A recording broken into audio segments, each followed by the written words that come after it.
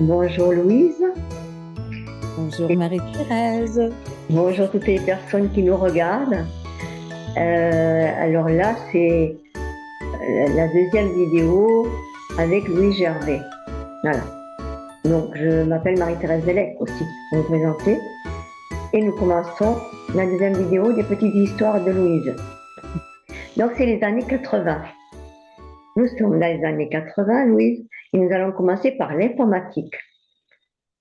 Ah oui, évidemment. Vers la fin des années 70, je suis retournée à l'enseignement et le premier job qu'on m'a offert, c'était enseigner l'informatique. Alors, j'étais allée dans un petit collège privé. Nous, on appelle ça un collège, mais en fait, c'est un centre d'apprentissage euh, avec des adultes parce que c'était le début vraiment de l'informatique et l'époque où les secrétaires, euh, on avait besoin de moins en moins de secrétaires parce que euh, parce qu'il y avait beaucoup d'hommes en fait qui étaient dans les postes administratifs et tout, devaient apprendre la saisie de texte et utiliser les ordinateurs. Donc, c'était la naissance du traitement de texte et c'est ce qu'on m'a confié comme job, alors que je ne connaissais pas du tout l'informatique, mais je peux te dire que je me suis perfectionnée au point de d'écrire un livre et de publier un livre qui a été acheté par un collège communautaire ici et qui a été utilisé pendant de nombreuses années pour le logiciel qui s'appelait WordPerfect, un logiciel de traitement de texte qui était très, très, très populaire à l'époque. Remarque que c'était avant que les gens commencent à parler de réseau, parce que c'était toujours des ordinateurs autonomes. Et puis, c'est un peu ce qui a dirigé ma vie. Euh, Quand j'ai quitté cette forme d'enseignement, ça se confond un petit peu là. Euh, voilà, j'ai créé une société intérimaire où je formais les gens pour faire de l'informatique parce que c'était tellement en demande. Et j'ai fait une fortune avec ça, mais vraiment, c'est Mhm. incroyable, absolument incroyable. Sauf que ça n'a pas duré longtemps parce que vu la réussite, eh ben, mon associé a tout pris. Oui. Et voilà, c'est comme ça. Donc, je suis à ce moment-là retournée à l'enseignement, mais dans les sociétés, tu sais, comme les grandes sociétés comme la Banque du Canada, comme le ministère de la Défense, beaucoup au gouvernement, où je formais surtout des personnes qui étaient dans la résistance, euh, parce que c'était pas évident, mais on avait décidé, fini les secrétaires, vraiment, vous vous débrouillez seul, vous faites le traitement de texte. Et je me souviens que surtout au niveau du militaire, euh, les personnes, peu importe leur grade et tout, me disaient, mais oh, je suis tellement contente que ce soit toi qui m'enseigne l'informatique parce que j'ai l'impression que tu es ma petite maîtresse de maternelle. Alors, c'était vraiment bien. J'ai adoré, absolument, absolument adoré faire ce travail. Donc, Et, et au musée des Beaux-Arts aussi. exactement, exactement. Et ça, c'était très touchant pour moi parce que au Musée des Beaux-Arts, euh, avant que le musée ouvre, euh, j'avais tout le monde, mais vraiment, vraiment à tous les niveaux, tous les niveaux. Et c'était des cours qui étaient relativement courts là-bas parce que je les rencontrais au moins pour apprendre la base pendant 3 heures ou 4 heures le matin. Et pendant qu'ils étaient dans mon cours, on allait euh, leur installer un ordinateur sur leur bureau. Donc, ils devaient revenir et mettre en application ce qu'ils avaient déjà appris le matin. C'était c'était un petit peu rock and roll pour ces personnes, mais ça s'est très bien fait. Et j'ai eu à ce moment-là, quand le Grand Musée des Beaux-Arts a finalement ouvert les portes, ils avaient choisi de reconstruire en fait la petite chapelle du couvent où j'étais allée. euh, où une petite chapelle mais je craignais terriblement parce que je rêvais à cette petite chapelle presque toutes les nuits et j'étais toujours un peu prisonnière. J'entrais dans la chapelle et j'étais pas bien et j'essayais de sortir et toutes les portes que j'ouvrais, je traversais et paf, j'étais à nouveau dans la chapelle. Alors c'était devenu un vrai cauchemar. Euh, donc, quand j'ai visité le musée, j'ai pris mon courage à deux mains et je me suis dit, j'entre dans la chapelle. C'est plus du tout la même. Alors, je suis entrée dans la chapelle et j'ai pris peur. Et en voulant sortir, je ne connaissais pas le FT. Et en voulant sortir, je ne trouvais plus la porte. Et vraiment, ça a dû paraître tellement que j'étais paniquée. Et un gardien est venu me voir. Il a dit, Madame, est-ce que ça va? Et je dis, mais comment on fait pour sortir d'ici? Il a juste montré du doigt, ben voilà, la porte, elle est là. Et en effet, la porte était là. Oui. Donc, je me suis dit, et tout de suite, il y a Dave qui était allé voir autre chose dans le musée, qui m'attendait et qui m'a vue, ben voilà, toute blanche. Et il a dit, ben écoute, qu'est-ce qui vient de se passer? Alors, je lui ai raconté, il a dit, ah, OK. Et on est retourné, il m'a fait regarder tous les coins et recoins de la chapelle. J'ai reconnu, ils avaient pas reproduit, mais transporté le même sol, le même plancher. En fait, c'était du bois. Et je reconnaissais des trucs dans le plancher. Alors, ça a été une guérison incroyable. J'ai donc pu voilà, retourner voir cette chapelle très souvent et peu importe quel était le traumatisme derrière, voilà, je n'ai plus jamais, jamais, jamais fait ce cauchemar. Donc, Une chance. c'est clair, c'est clair, c'est clair. Alors, on va passer à tout à fait autre chose. La psychométrie avec tes frères. Ah oui, ben, pas que avec mes frères. En fait, ça s'est passé beaucoup lorsque j'enseignais au Musée des Beaux-Arts. Euh, Parce que, bon, les gens me connaissaient, les secrétaires qui organisaient les cours et tout et tout. Alors, on allait souvent déjeuner ensemble. Et puis, le mot était passé que porte un objet et demande à Louise de te dire l'histoire. C'était un jeu de société, hein, je ne faisais pas au sérieux, mais je pouvais prendre n'importe quel objet et juste l'apporter comme ça près de mon front.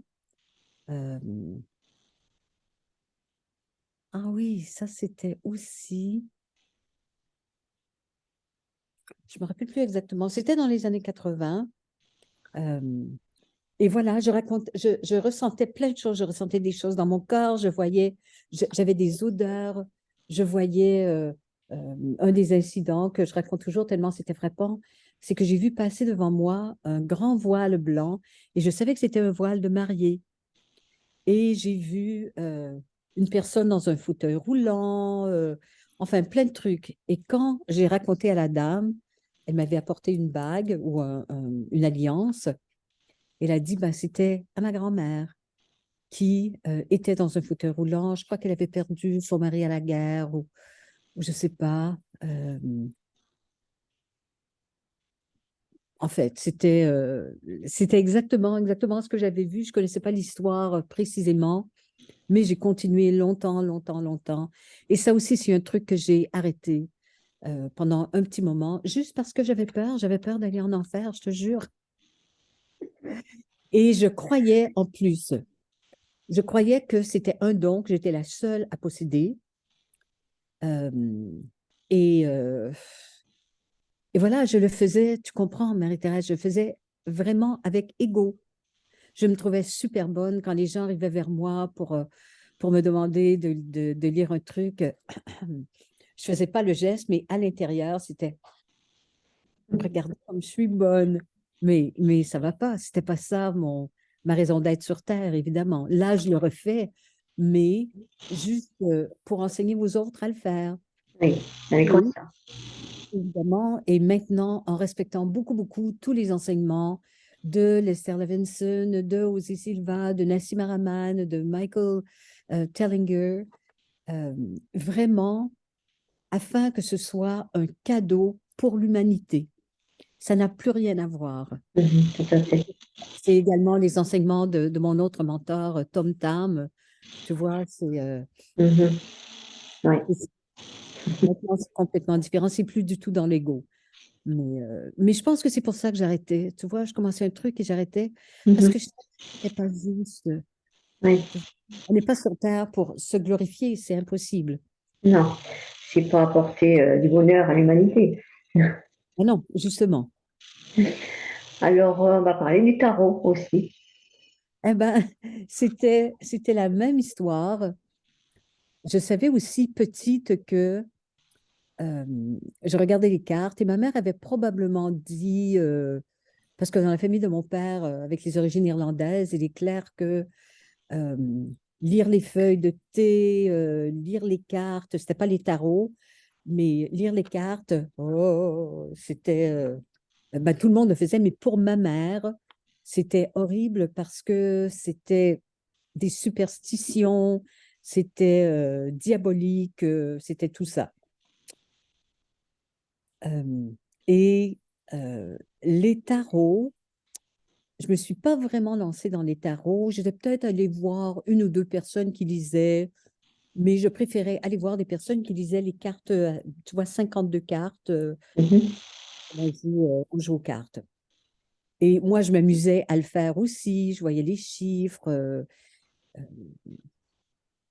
Vraiment, ça me parlait. J'aimais les symboles. Pour moi, c'était rempli de souvenirs parce que dans une grande famille comme la nôtre, il est clair que s'il n'y avait pas le hockey à la télé le samedi soir, ben, on jouait aux cartes, évidemment.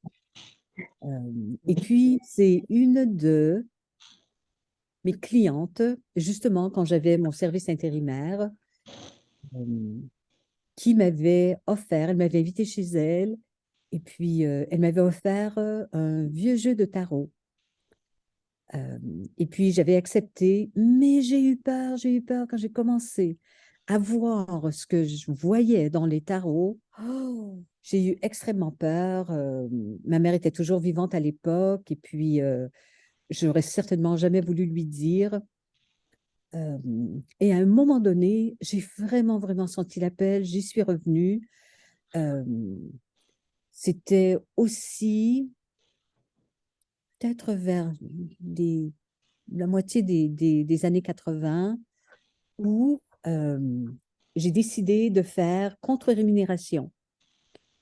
Et c'était vraiment bien. J'avais beaucoup de clients, beaucoup de références. Euh, et j'ai commencé à entendre que quand les gens venaient me voir, ils disaient, ben, telle et telle personne, ou deux ou trois personnes m'ont dit, mais ah, va voir Louise, elle est trop forte, elle est trop bonne. Et à un moment donné, je me disais, mais c'est pas vrai, il n'y a, y a pas de force là-dedans. Je disais tout simplement ce que je voyais et je commençais à avoir des gens qui revenaient, qui étaient un peu addicts. Et tout ça, déjà, je savais, c'est pas ça que j'ai à faire avec les cartes tarot. J'ai repris les cartes tarot euh, quand j'ai appris la première fois les constellations familiales. Ça, c'était au tout début des années 2000. Alors, tu vois, j'ai arrêté quand même pendant un long moment. Et j'ai repris les cartes tarot pour les utiliser quand je faisais des constellations familiales. Oui, c'était la prochaine question, tu vois, Ah ben, tu vois, c'est ça, ça c'est ça. s'enchaîne. Alors, j'adorais les constellations familiales et je faisais, tu vois, j'avais certaines formes pour représenter les hommes, certaines formes pour représenter les femmes. Euh, et c'était vraiment bien. Je faisais plein d'expériences avec ça. J'avais eu le bonheur d'apprendre les constellations familiales avec deux étudiants, en fait, de Bollinger, comment il s'appelait? Ben, j'ai oublié son nom, c'est fou là. Euh, C'était des Suisses allemands et il avait appris directement avec lui et m'ont enseigné, aussi longtemps que j'en avais besoin, comment il faisait. Et un jour, j'ai eu l'excellente idée, plutôt que d'utiliser mes petites formes, euh, tu vois, c'était un truc comme un petit pantalon ou une petite jupe, tu vois, qu'on plaçait pour les hommes et les femmes dans la constellation. Et j'avais beaucoup, beaucoup de jeux de tarot, dont un qui m'avait été acheté par quelques-unes de mes employées. euh, et il y avait un jeu italien qui était long, long, long, long, long, comme ça, et un jeu de tarot de la Terre qui était rond. Alors, j'ai pris le rond pour représenter les femmes et les grands tarots rectangulaires pour représenter les hommes. Et euh, je crois que j'avais voilà, la face du tarot qui représentait, mais mes lectures duraient des heures. À un moment donné, une personne est restée, elle était venue en soirée, elle habitait peut-être à 2 heures de là, et je lui ai dit finalement, ben écoute, j'ai pas terminé, euh, alors passe la nuit, et elle a passé la nuit, et le lendemain matin, on a continué. Alors là, je me suis dit, ben non, je peux pas faire ça. Donc, ce que j'ai fait, c'est que j'utilisais les mêmes cartes tarot, sauf que je ne voyais pas l'image, je ne savais pas ce que la carte représentait.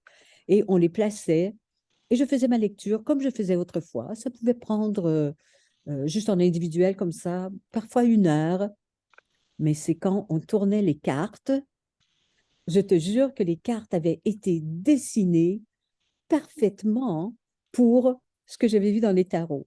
Alors, tu vois, Ah c'est oui. vraiment bien. Et de nombreuses années plus tard, j'utilisais les tarots pour moi, des jeux différents et tout. Et à un moment donné, j'ai dit non, non, je pense que j'ai plus besoin de ce médium, j'ai plus besoin des tarots. Alors, j'avais donné tous mes jeux, plusieurs à une même personne. euh, et et j'ai un petit peu regretté après parce que j'ai eu comme un appel pour y revenir.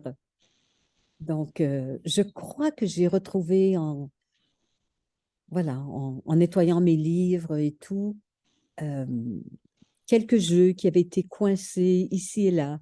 Alors maintenant, je peux encore faire des tarots. euh, je les aime beaucoup. euh, et je crois fermement euh, qu'ils ont vraiment un message et qu'ils se dessinent à mesure qu'on en a besoin. J'ai d'ailleurs une copine que tu as sûrement rencontrée qui s'appelle Lina, Oui, venue à Lyon à un moment donné avec moi. tout à fait. C'est elle, c'est une des raisons pour lesquelles j'avais arrêté, parce qu'elle était un peu addicte. Alors, je lui ai montré tout ce que je pouvais et je lui ai dit, écoute, commence à les faire toi-même. Eh bien, maintenant, elle les fait dans une boutique ésotérique. Et elle Mhm. a des clients qui attendent en ligne Ah pour oui. faire leur carte tarot avec elle. C'est vraiment, vraiment incroyable. Alors, Il me semble que tu m'avais dit que, bon, bien des années après, puisque c'est en 2000 que tu as connu l'EFT, que tu finissais les constellations avec l'EFT. oui, évidemment, Bien exactement, après. Mhm. exactement. Voilà. Remarque que j'en ai pas fait beaucoup, beaucoup en France. J'en ai fait quelques-unes. Oui. Euh, parfois, je ne faisais que ça. J'allais dans une petite ville parce que les gens savaient. Ils Mhm. se réunissaient là-bas et puis je faisais une constellation. J'en ai fait beaucoup plus au Québec, en fait, où je pouvais faire le voyage. C'était 12 heures, quelque chose comme ça. Alors, pour moi, ça valait la peine. Je faisais généralement 2 jours Mhm. de constellation. Euh, et souvent, les gens restaient coincés avec quelque chose. Tu sais, un inconfort, un battement cardiaque, parce que dans les constellations, les gens sentent tout, tout, tout, tout. Ils représentent une personne qui souffre d'arythmie, par exemple. Eh bien, souvent, ils ont les mêmes symptômes. Alors, ou bien je faisais euh, l'EFT à la fin, ou bien je le faisais en même temps. Ah oui, d'accord. Si je voyais, euh, par exemple, une fille qui représentait, je vais utiliser le mot représentait, le frère de la personne qu'on accompagnait, qui était schizophrène, eh bien, vraiment, elle devenait garçon et, tu vois, avait vraiment mais, des réactions. Alors, immédiatement, avant d'aller plus loin, on faisait de l'EFT. C'est quand même assez Oui. étonnant. Tout à fait. Tiens, qui sait, peut-être tu nous en feras quand tu reviendras en France. J'aimerais bien. que tu nous fasses tu vois, un stage de constellation, ça change un petit peu, Ok. pourquoi pas? Parce que moi, j'ai assisté une fois et ça m'a pas, voilà, ça m'avait pas apporté beaucoup. Je vais pas en parler parce que c'est pas le fait, hein. Mais ça m'avait pas apporté. Bon, j'avais ressenti des choses puisque je représentais un mort, un frère un mort. Et Ah, j'avais ressenti beaucoup de choses. J'avais dit des choses qui m'étonnaient d'ailleurs, mais la suite m'a pas plu. Bon, voilà. Donc j'aimerais bien, si on ben, doit. ce serait bien. Tu sais, j'ai presque envie de proposer. Tu te souviens quand tu avais dit, oh, mais moi, j'aimerais bien que tu fasses un petit tour de Rennes, deux, trois personnes chez moi. On avait fait avec 36 personnes dans une grande salle en 2 semaines ou 3 semaines. Oui, oui, oui, Alors, si tu dis les constellations, ben, c'est vrai que je fais, si je refais, je ferai différemment, évidemment. tout à fait. Peut-être avec les tarots, certainement avec le FT, parce que c'était un outil d'accompagnement, mais extraordinaire. Et peut-être avec autre chose. Oui, Ce serait une belle tout à fait. expérience à faire. Donc ça, je note, hein. Eh ben, je peux dire aux écouteurs, quand Marie-Thérèse note, c'est que c'est sérieux. C'est sérieux. On le met en place après. Alors là, on va parler d'autre chose, c'est l'harmonisation universelle. Ouais. Donc, explique comment ça t'est venu. C'est en 89, ça. Oui, exactement.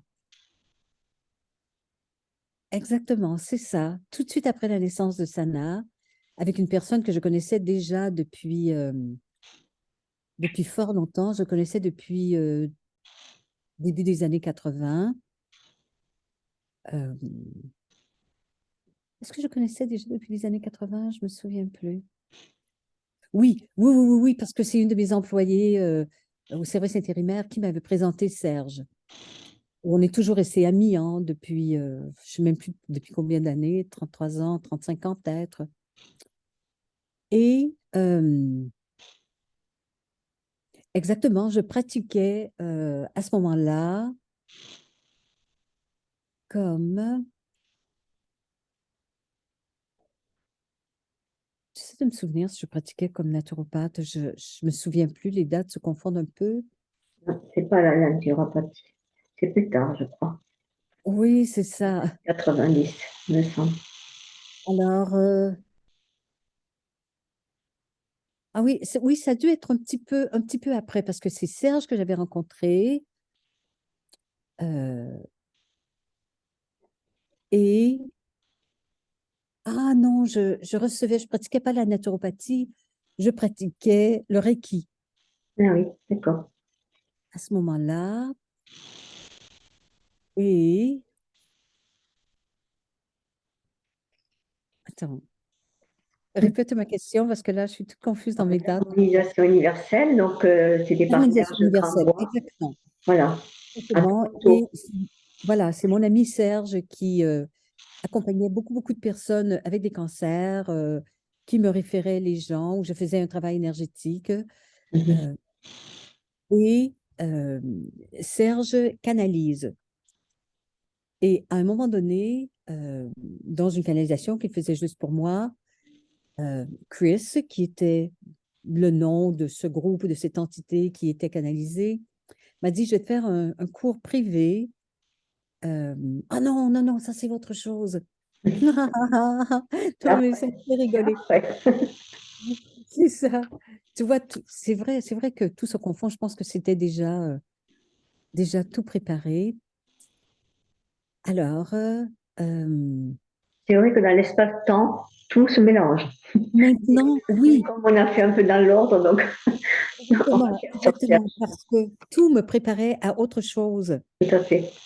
Et voilà, Serge m'avait enseigné cette technique qui n'avait pas de nom, surtout pour les clients de cancer. Euh, et lui, il avait des résultats extraordinaires.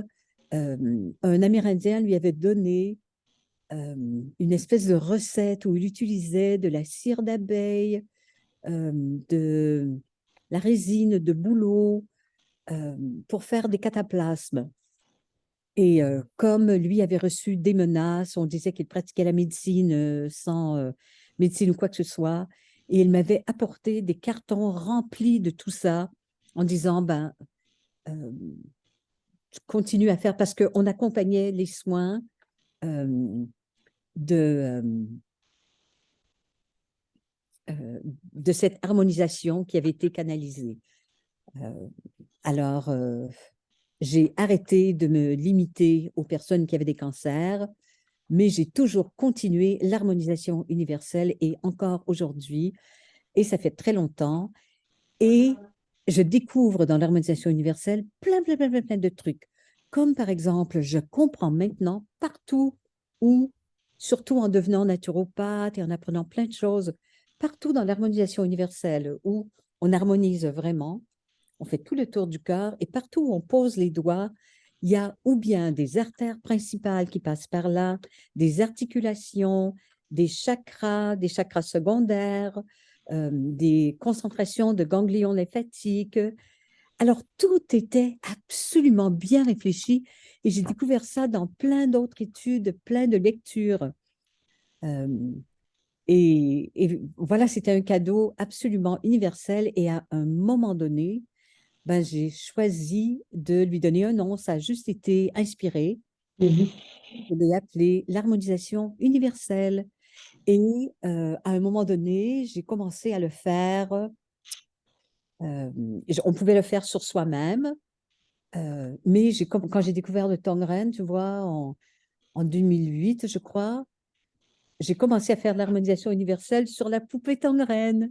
Et Mhm. c'est ce que j'enseignais aussi voilà, dans mes cours, voilà, quand les gens venaient au Canada pour faire des cours en individuel pendant 5 jours ou 10 jours. Euh, Et sur la table aussi. Sur une table, on peut le faire.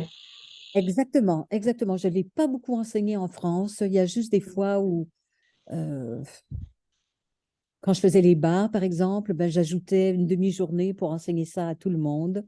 Pas dans le cadre des bars parce que c'était très rigide et obligatoire et il fallait faire exactement comme on nous disait. Mais c'est un cadeau que j'ai offert à quelques personnes. Je l'ai certainement fait avec toi à Lyon à un moment donné. Et tu me l'as fait. Oui, oui, oui, certainement. Et moi, j'étais partie dans le paysage, dans un paysage où il y avait des anges et tout ça. Donc, Oui, j'aime beaucoup. c'est Mais c'était c'est pas le clair. but, mais c'est ce que j'ai ressenti moi. Mais c'était pas que le but de ça, quoi. Mais voilà. Exactement. J'adore l'harmonisation universelle. Mm. C'était à canaliser en fait par Serge Grandbois. Exactement, exactement. Je sais que je le disais peut-être pas toujours au début parce que je savais que les gens ne seraient pas confortables avec ça, Non, mais non, c'est c'est dépassé maintenant. maintenant, je ne cache plus rien, je dis tout, Oui, hein. oui, puis c'est dépassé, tout le monde le canalise, donc voilà. Mm. Et en plus, moi je l'ai enseigné à une amie qui, elle, finit tous ses massages par ça, tout le temps. Oui, tu vois, c'est Ouais, excellent, ouais. Donc elle excellent. dit, ça ancre bien les personnes. Et c'est vrai, c'est le but en fait, hein, cet Et exercice. oui, voilà, justement. Ouais.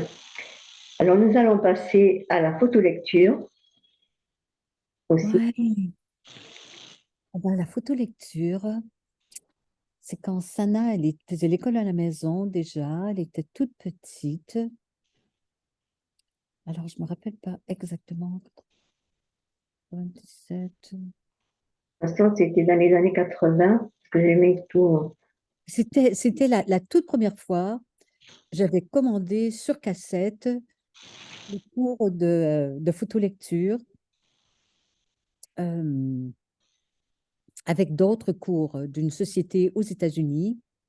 Et ce qui m'intéressait beaucoup, c'est que si on le faisait, euh, on n'avait plus jamais besoin de payer, ou peut-être un minimum comme 100 $ ou quelque chose comme ça pour le cours. Alors, c'est un cours que j'ai quand même fait à 3 reprises. La première fois avec Sana quand elle était petite, c'était absolument hallucinant. Et je pense que j'ai jamais arrêté d'en parler. Et je l'ai fait pendant un moment et après, ben, j'ai arrêté. C'était dans les années 90 parce que justement, j'avais tellement de livres à lire pour mon diplôme de naturopathie que j'utilisais la photolecture et je retenais des choses que je retiens encore aujourd'hui. C'est quand même il y a 35 ans ou 30 ans, tu vois. Je l'ai refait, je crois, en 2008. euh, et Je l'ai refait juste avant de vendre ma maison, peut-être en 2017. Euh, et eh ben là, je le refais encore parce que chaque fois, je m'en servais, hein, mais tous les jours, tous les jours, tous les jours, dans tous mes livres, j'avais des pages, tu sais, des mind maps et tout. Et j'ai décidé de le refaire. Et c'est pas uniquement la photolecture, mais c'est très inspiré de la photolecture avec une de mes stagiaires à qui j'avais parlé de la photolecture, qui a fait la formation et qui a fait son master comme ça. Mhm. Euh, et à un moment donné, on a refusé. Elle avait 15 livres à lire pour en faire une forme de résumé. Et en 2 semaines ou 3 semaines, elle avait lu son livre, elle avait écrit un résumé extraordinaire et on l'a refusé parce qu'on a dit, mais c'est impossible. Personne ne peut lire 15 livres Mhm. Oui. et retenir comme tu as retenu. Oui. Et elle leur a dit, non, non, mais ça va pas. C'est la photolecture que j'ai apprise avec une personne en France, avec qui j'ai fait ma troisième formation. En fait, je référais tout le monde chez elle, mais j'avais jamais fait avec elle. Et ils ont quand même vérifié, ils ont vérifié aux États-Unis, ils ont dit, mais vous faites, c'est vrai, c'est réel ce que tu dis, ça marche. Alors, ils étaient vraiment impressionnés et en un temps record, elle avait passé tous ses examens excellents et tout, grâce à la photolecture. Alors, mais elle fait aussi beaucoup, beaucoup d'autres choses. Elle fait de la méditation, cette fille, elle fait de la danse, elle fait, Oui. voilà, elle fait de la gymnastique.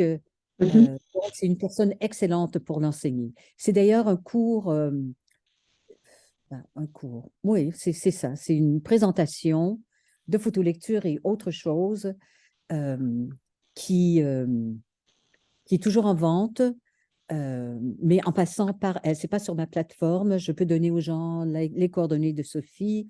euh, et puis, tout est sur YouTube, mais sur un site privé. Oui, oui, oui. Et pour le faire en leur temps, mais on va commencer à se rencontrer tout bientôt, Mhm.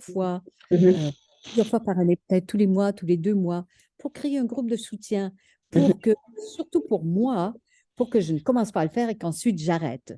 Oui, c'est ça. C'est Oui, bête, mais comme si, oui. c'est vraiment toucher notre plus profond, mais Mhm. euh, notre plus intelligent. C'est Oui. génial. Et puis, si on peut avoir des aperçus de plein de livres aussi, parce qu'en ce moment, pour lire, on fatigue aussi, hein. Vu qu'on est Mais souvent sur oui, ordinateur, nos yeux se fatiguent plus vite. Donc, la photolecture est impressionnante pour ça, quand même. ah ben, je vais te dire autre chose que j'ai découvert, c'est que même avec une petite présentation, si on lit un livre comme ça, et on sait qu'il y a beaucoup de choses qui sont publiées maintenant, mais où on a enlevé beaucoup d'informations précieuses, euh, et en fait, les auteurs ne sont plus respectés parce qu'on enlève des parties ou on remplace les mots par d'autres mots. Ça Oui. se fait, il y a tellement de choses en électronique maintenant. Mais quand tu le fais en photolecture, soit sous format électronique, soit avec un livre imprimé, si quelque chose n'est pas juste, tu le sais, Ah oui. ou tu ne vas pas le retenir, ou tu vas sentir que c'est dissonant. Tu vois ce que je veux dire? Oui. Mhm. Et vraiment, c'est parce que quand tu lis un livre, tu es en contact avec l'auteur. C'est ça, oui. Et vraiment, vraiment, c'est ça. Je ne sais pas combien la formation de photo reading, de photolecture officielle coûte maintenant. Je pense que c'est peut-être 500 €, mais si tu as également un groupe de soutien, c'est quelque chose que tu auras pour le reste de ta vie. Tu vois, Mhm. moi qui ne recommande absolument pas les Mhm. formations très chères, Mhm. ben là, je pense que pour des personnes qui ont le budget, vraiment, ça vaut la peine. Oui, tout à fait. C'est Oui, ça. de toute façon, tu mettras sur ton site, hein, où les gens pourront te demander s'ils veulent continuer avec, faire avec Mhm. Sophie, parce que c'est vrai que elle a plein de talent. Donc, Oui. c'est quelqu'un d'intéressant. En plus, il y a du brain gym dedans. Moi, j'adore le brain gym. Donc, il y a des Oui. exercices avec Vincent, son co-animateur, Mhm. qu'elle fait beaucoup de choses, Mhm. le gym et tout ça, en fait. Voilà. Oui, oui, oui. faut la connaître aussi. Et il y avait quand même une chose dont tu m'avais parlé, je crois que c'était avec ta fille Sana, que tu avais fait le dictionnaire avec elle. C'était son choix. C'était son choix. Je lui avais tout expliqué. Voilà, voilà. Moi, j'avais un examen vraiment important à préparer. Pas sur la médecine nouvelle germanique, mais c'est quelque chose qui touchait vraiment ce niveau. Beaucoup, beaucoup, beaucoup, beaucoup de lectures. Euh, Est-ce que c'était ça? Moi, je me souviens plus exactement. Ah, c'était pour retenir quelque chose par rapport à la médecine nouvelle germanique, parce qu'il y avait, tu sais, en fait, je ne me rappelle plus de tous les détails, un peu comme euh, tu vois, les pathologies. Et c'est un livre qu'avait écrit mon prof, en fait. Les pathologies et toutes les causes, tu vois, ou les conflits possibles reliés à cette pathologie, c'est ça.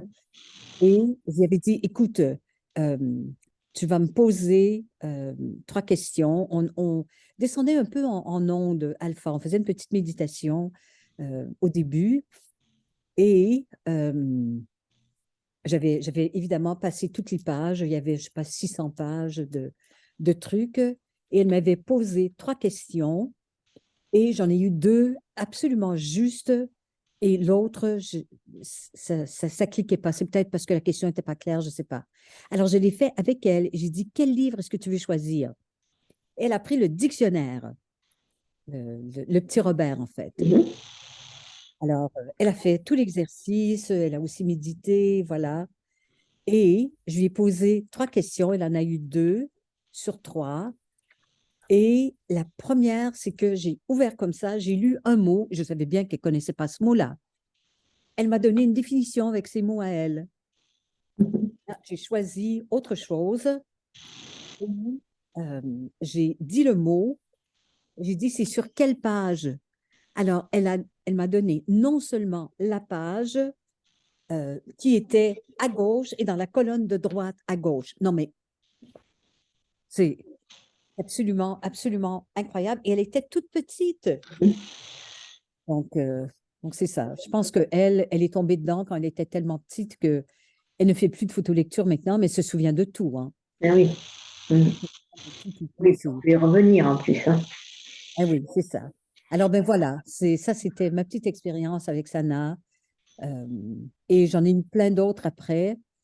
Et je me souviens d'avoir fait, mais tous les jours, très, très, très, très, très longtemps. Et je suis tombée sur un livre de Mathieu Ricard à un moment donné, 300 quelques pages, que j'ai fait en photolecture. Mais il y a des trucs qui me touchaient tellement, qui me touchaient tellement. J'avais l'impression qu'il était là, vraiment, vraiment, vraiment devant moi. Et j'ai dit, ah non, ça, c'est comme un roman d'amour. Alors, je recommence et je l'ai lu page par page par page. Et je ne suis plus jamais retournée à la photolecture, sauf avec Sophie, évidemment. Voilà, j'y revenu. C'est On y est drôle. revenu. Oui. Et donc, la dernière chose pour cette vidéo, ça sera la méthode Silva, Mhm. qui est actuelle, hein, aussi. Tout à fait, tout à 80, fait. mais qui est actuelle en ce moment, puisqu'on fait des Voilà. pratiques. La méthode Silva, dans les années 80, on en parlait quand même beaucoup, beaucoup, beaucoup dans ma région. Et avec mon compagnon, qui est devenu le papa de Sana, elle était pas née, c'était en 87. euh, on avait choisi d'aller faire la formation qu'on appelait à l'époque, peut-être encore aujourd'hui, la méthode graduée Silva. C'était donc 4 jours super intensifs euh, avec un, un Américain, je crois, mais qui habitait en Ontario. Euh, C'était absolument, absolument excellent. J'avais aussi remarqué à ce moment-là qu'il y a beaucoup, beaucoup, beaucoup de choses concernant l'intuition. Euh, il y a un truc qu'on appelait aussi, euh, tu sais, visiter le corps.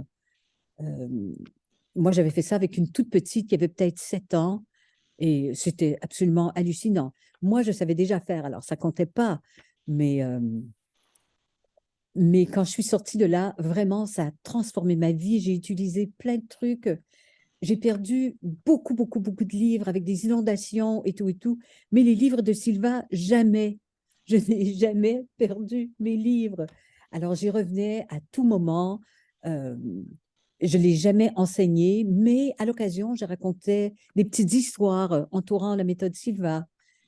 Et il n'y a pas tellement longtemps, euh, je parlais avec une copine qui avait habité en Ontario et qui m'a dit, écoute, quand j'ai vendu ma maison, j'ai retrouvé un livre et j'aimerais tellement trouver quelqu'un qui connaît la méthode Silva parce que j'aimerais reprendre. Elle a 88 ans. Et je lui ai dit, ah, mais tu as fait la méthode Silva, mais moi aussi, avec Jonathan Kramer. Puis elle a dit, mais attends, moi aussi. Alors, c'était déjà dans les mêmes années. Elle habitait en Ontario, mais elle est ici en Nouvelle-Écosse maintenant. Et on a décidé de se rencontrer à l'occasion. On l'a fait au téléphone il y a peut-être 2 semaines. Et là, dans tout ça, euh, eh ben, je crois que j'ai retrouvé des livres, je ne sais pas quoi. Et là, eh ben, toi, tu m'en parles, en disant, ah, ben écoute, tu connais ça, la méthode Silva? Et j'ai dit, ben, en fait, oui, et là, plein de gens m'en ont parlé. C'était en 87, blablabla. Bla. Et c'est à partir de ça que toi et moi, on a créé notre, c'est pas une formation, mais ce sont nos cercles qu'on appelle Magnificence. Parce que la méthode Silva, qui a eu beaucoup, beaucoup de, pas de changements, si je peux dire, mais à quelque part, la philosophie, c'est beaucoup, beaucoup, beaucoup purifié. Tu vois, c'est un peu comme une espèce de séparation. Dans un sens, et c'est devenu beaucoup, beaucoup plus ce genre Nassim, beaucoup plus pour le plus grand bien de l'humanité, beaucoup plus comme par exemple les 7 cours que j'ai achetés, ça m'a même pas coûté 100 $. 7 cours qui se vendaient 350 $ US ou 400 $ US. Et j'ai tout ça pour moins de 100 $ que je peux réécouter, réécouter, réécouter sans cesse, sans cesse. Et c'est répété, mais dans chaque leçon, ils appellent ça des leçons, euh, que notre seule et unique raison d'être sur Terre, c'est pour le plus grand bien de l'humanité. Je trouve ça très beau parce que c'est ce que j'ai toujours indiqué sur mon site, tu vois, c'est Oui. tout est pour le plus grand bien. Alors, pour Euh, ceux qui nous écoutent, quand tu dis Nassim, c'est Nassim Haramein. Voilà, oui, ben merci. Merci. parce que les gens vont dire Nassim, c'est qui? Oh, oui, c'est ça, j'imagine toujours que maintenant tout le monde le connaît. Tout le monde le connaît, mais bon. Alors, il y en a d'autres, Nassim, donc. Et aussi, il y avait la chiropratie là-dedans aussi. Tu l'as utilisé là-dedans. Euh, la chiropratique, ben, comme je ne suis pas allée faire ma formation de chiropratique, parce que comme tu sais, Sana, elle était toute petite à ce moment-là. C'était peut-être en 91, je crois, où je voulais vraiment, vraiment m'inscrire, mais pour aller aux États-Unis, faire la formation gratuitement en créant, j'étais déjà avec Dave, en créant un réseau d'information pour la profession chiropratique, parce qu'on voyait qu'il y avait un manque. C'était le début de l'informatique d'abord, le début des réseaux, et contrairement aux médecins qui ont des lieux où ils se rencontrent, tu vois, ils sont très soutenus par des compagnies pharmaceutiques, ils font des voyages avec d'autres médecins, et voilà, il y a vraiment des cercles. Euh, alors que les chiropraticiens vraiment pratiquaient seuls, n'étaient pas acceptés par la profession médicale, alors que au Canada, pour pratiquer, il faut faire tous les cours de médecine et en plus euh, passer un examen d'État, un board, je crois qu'on appelle ça, euh, et en plus écrire un mémoire, alors que pour les médecins, c'est pas toujours demandé. Tu réponds au comité exactement les réponses qu'ils veulent entendre et c'est bon. Je ne sais pas si c'est comme ça partout au monde, mais, euh, mais voilà, donc on avait créé ce réseau pour que en réseau, les gens puissent, les chiro puissent communiquer avec eux. Et je voulais que ça parte d'une université aux États-Unis. Alors, je suis allée en visiter deux, une à Dallas et une en Géorgie. et j'avais choisi celle en Géorgie. Mais quand j'ai dit que il me fallait quand même un salaire pour habiter là-bas, j'aurais fait mon doctorat évidemment gratuitement, mais ils ont dit non, si tu es obligé de travailler en même temps, ça aurait été faire de la traduction. Ils ont dit au moins pour les 2 premières années, c'est impossible. Impossible, il faut vraiment que tu arrives avec tout le financement au début et surtout avec un bébé. Vraiment, c'est pas possible. Alors, c'est là où j'avais plutôt décidé de faire naturopathie. Donc, j'ai fait mes études. C'est dans les années 90. C'est ça. Je devais faire en 7 ans, Mhm. mais j'ai réussi à faire en quelque Mhm. chose comme 3 ans. Alors, j'étais D'accord. plongée là-dedans et voilà. Mais quel rapport ça avait avec José Silva? Parce que tu m'avais parlé de ça. Ça Euh, avait un rapport avec mais la... oui, oui, exactement. C'est que quand j'étais prête à aller à Dallas, pas à Dallas, mais en Géorgie, pour faire mon doctorat, je me suis dit, oh, je sais qu'avec la méthode Silva, il y a un truc que je peux retenir. Alors, je suis allée voir une de mes profs à l'Université du Québec, qui était aussi ma psychologue, et je savais qu'elle, elle avait fait la méthode Silva. Donc, je suis allée la voir et j'ai dit, ben, est-ce que tu peux passer juste 1 heure ou 2 avec moi pour me rappeler comment je peux tout retenir quand je lis les livres et tout et tout. Et elle m'avait donné un cours absolument, absolument unique. Et ça, bien sûr, ça m'avait replongé à nouveau dans la méthode Silva. Mais tu sais, avec les années, on apprend autre chose, on oublie un truc, on se dit, mais j'ai pas le temps de tout Ouais. faire. Mhm. Alors que maintenant, avec la méthode Silva, puisque tu incorpores tout ce que tu connais, eh ben Oui. là, tu as toujours le temps. Mhm. Et tu vois, voilà, moi, j'arrive à trouver tous les jours au moins 3 fois 15 minutes, parfois plus longtemps encore, euh, pour faire des relaxations, on appelle ça des concentrations, des méditations. Voilà, on appelle ça comme on veut, tu vois. Oui. J'en fais des instantanés avec la petite méthode des 3 doigts. Oui. Et Et, et tu peux parler que aussi, tu peux dire que c'est dans l'intuition, de la clairvoyance, ça peut tout amener, tout ce qui plaît aux gens en ce moment aussi. Ben voilà. Donc, ce sont des pratiques que tu amènes. Donc, exactement. actuellement, hein, je parle actuellement. Voilà. Voilà, voilà, absolument, absolument. Dans tout ce qu'on fait, dans mes rencontres du lundi, mes rencontres du mercredi, et dans Magnificence, évidemment, et dans nos rencontres de Nassim du lundi matin, ben, matin pour moi, euh, j'arrive toujours à incorporer un truc ou, tu sais, une perle de sagesse de José Silva, parce que finalement, c'était un homme d'une humilité, mais incroyable, qui voulait tout donner, qui n'est jamais allé officiellement à l'école. Tu vois, il a fait son service militaire, il a découvert la psychologie pour rapidement laisser tomber la psychologie parce que souvent, il se disait, mais on tourne en rond. Nous, ce qu'on est, nous, on oublie notre magnificence. Et moi, bien sûr, je fais le lien avec Nassim parce que j'ai adopté ce mot grâce à Nassim, qui, dans une conférence, il y a quand même un long moment, nous disait, vous n'avez aucune idée de votre magnificence. Alors, C'est vrai. c'est clair. Alors, nous allons terminer cette deuxième vidéo sur la magnificence de chacun. Donc, si ça Oui, vous a plu, je répète toujours les mêmes choses, mais bon, ce sera sur toutes les vidéos. N'hésitez pas à cliquer sur le pouce sur la vidéo et vous retrouverez en bas de la vidéo les sites et mails de chacune de nous. Et oui, merci de ces échanges. Et est-ce que tu as une phrase, un mot à rajouter? eh ben, je pense que c'est ce que j'avais dit la dernière fois. Merci de tout mon cœur. C'est, tu sais, quand tu m'avais fait cette proposition de ce projet, je m'étais dit, non, mais, non, mais, pourquoi moi? C'est quoi? C'est quoi? Et puis après, je me suis rendu compte quand, tu vois, tu me parlais, on se parlait plusieurs fois par semaine, et je me disais, mais au fait, oui, j'ai fait ça. Oh, et regarde ce qui s'est développé grâce à ça.